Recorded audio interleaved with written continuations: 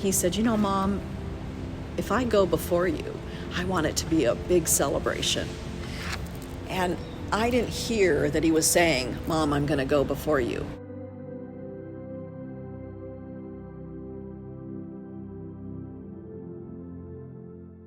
I never thought I'd survive the loss of my son.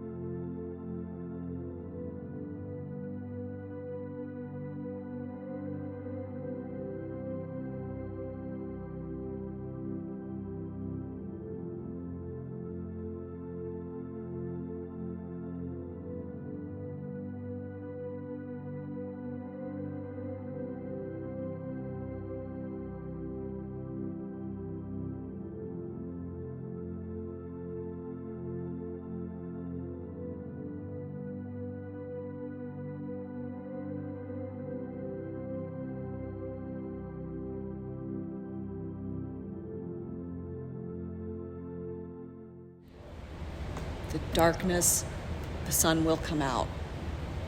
And you have a purpose here. You do matter. Do you know how freaking amazing this woman is? Deb Hamlin. I was at Desert Mountain. I was Andy's 8th grade math teacher. I don't know if you remember me, but my daughter, Haley, is also friends with Lily. So Oh, gosh. anyway, I just wanted to come over and say hi because I saw you. Thank you. I appreciate that. It means a lot to me. Yeah, absolutely. Yes, Sunshine Readers, absolutely. I love Sunshine Readers because it reaches the little kids. It starts building that foundation from kindergarten to 3rd grade. So if we can build strong foundations from the time you're little and continue to emphasize, to reiterate them and build on them. And then our Camp You Matter is designed for 3rd to 6th graders. And so it's a 15-week curriculum that is just really focused on our You Matter message and self-worth and value and how do we communicate and messaging, how do we interact with each other in a healthy way. So here we've got all the way to 6th grade, and then I did a lot of presentations, to 7th and 8th graders all the way up through high school. And those just built upon the other messaging. It's kind of like drunk driving or drugs. It all begins with that constant messaging. My example is my biggest responsibility, and when I do make a mistake, because even though I'm a founder, I'm still a human being, and so I'm bound to make mistakes in what I say, what I do, and so I'm try to recognize those really quickly and then rectify them, acknowledge them, and be vulnerable to people and say, this is part of my grief journey. This is part of what we experience when we go through trauma or loss. And so here's what I'm going to do to fix that. So I want to show people what I do when I make a mistake, then how I fix it and how I go forward. So everything that I do is how do I move forward every day. I felt because I'm a mom first, and I had to find that balance of learning how to grieve and how to set the example.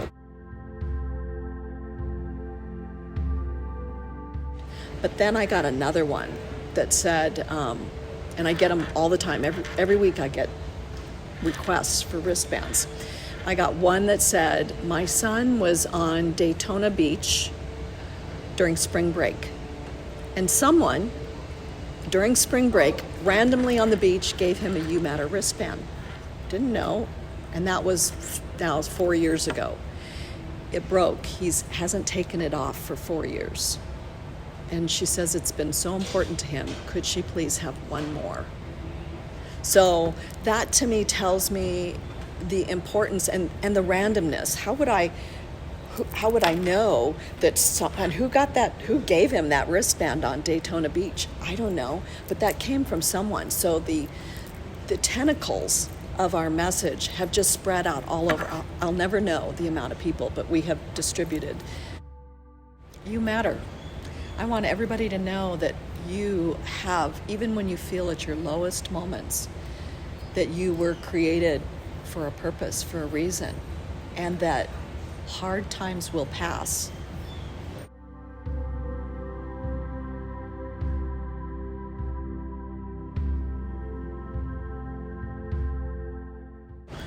Err on the side of caution. Be more in tune with your friends. Listen more carefully. And if you're concerned, tell your parents, ask for their thought processes.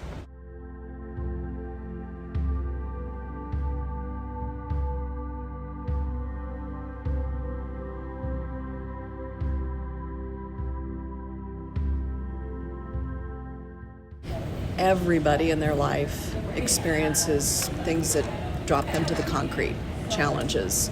And so my message is really, what I teach is what are your coping skills to get you up off the concrete when you're faced with difficulties or challenges or disappointments. And inadvertently, that will lead to suicide prevention if you learn learn healthy coping skills.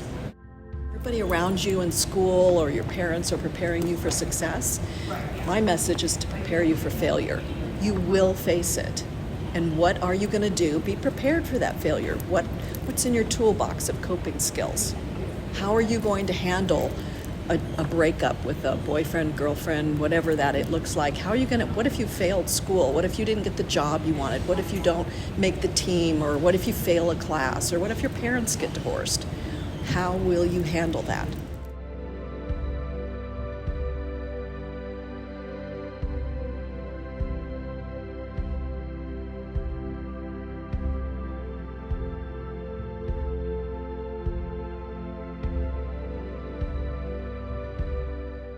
So we can't always control what happens to us.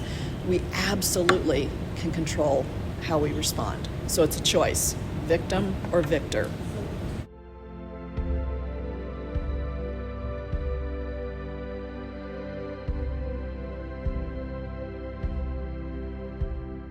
He loved his truck. His truck was everything. And then my husband passed, and this was his truck. So I gave Andy's truck to my oldest son, who now drives it, and I drive my husband's truck. And we're hoping that we're done with the missing people, so we don't have to have any more missing people.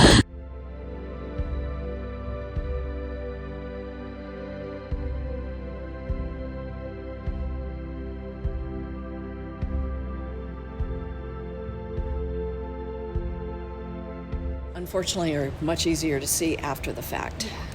Andy was a super happy kid, so from my perspective, there weren't any specific signs because it's hard to distinguish between what's normal teenage angst and what's a sign. So I always tell people to err on the side of caution. If someone is giving their personal effects away, something that they treasure, I don't know, do you still play Xbox?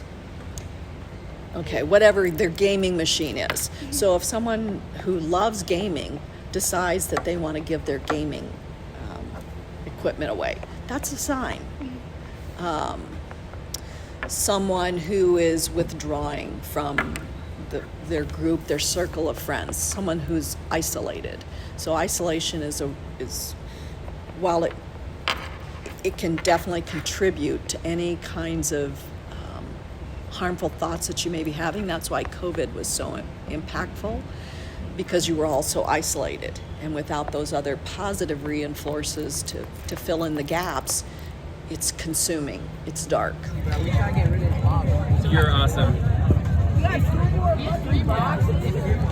And I was sitting around with a group of other moms last night, and we were eating pie, and we were laughing, and we were playing games and things, and that we all reflected upon the fact that it looked so dark after the worst experience in our life. And yet here we are, 10 years later.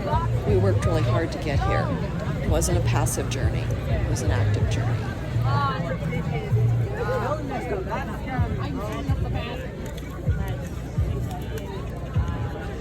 They're being filmed for our documentary. All right. Thank you.